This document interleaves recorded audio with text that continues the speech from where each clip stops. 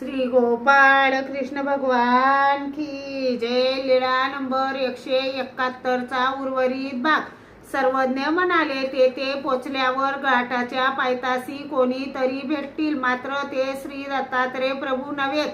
पुढे चालून घाटाच्या मध्यभागी भेटतील ते हो म्हणतील, परंतु तेही नव्हेत। पर्वतावर भेटतील ते नाही म्हणतील, परंतु तेच श्री दत्तात्रय प्रभू असतील, हे परशुराम बासाचे मत। घाटाखाली भेटतील ते नव्हेत, घाटावर संन्यासाच्या वेशात भेटतील तेही नव्हेत। मेरूळ वाड्या तळ्याच्या काठावर पारध्याच्या वेशात भेटतील तेच श्री दत्तात्रय प्रभू होत, हे रामेश्वर बासाचे मत। मग त्यांनी सर्वज्ञांना दंडते घातली, श्रीचरणा लागले आणि निघाले। हे कटकास दौलताबादला आले, तेथे डकलेने बाजारात सर्व पदार्थ पाहिले, ते घेतले। मग डकले म्हणाले, गावाला जाऊ, हस्ते परहस्ते हे पदार्थ देऊ आणि निघू। मग गावाला आले, एकाच्या हस्ते पदार्थ देत होते, तेव्हा ते म्हणू लागले, गावात घरी जा, भेटा आणि निघा।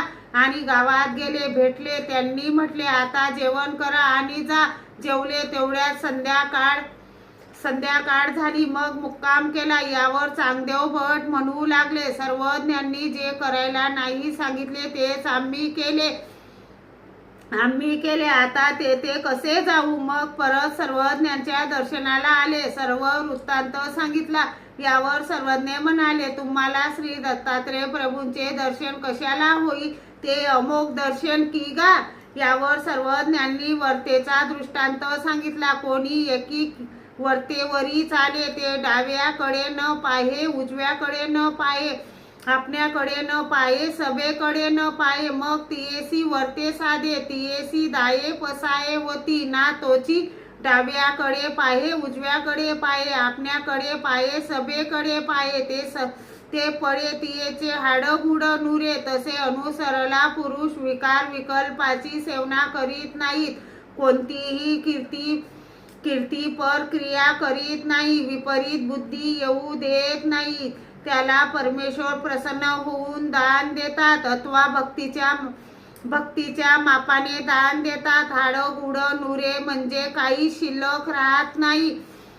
आंगुडियाची या सदी आदी करुणी ठिकरिया होती, म्हणजे थोडाही धर्म शिल्लक राहत नाही। तसे सर्वज्ञांनी हडकुलियेचा बाळकाचा दृष्टांत सांगितला। श्री गोपाळ कृष्ण भगवान की जय।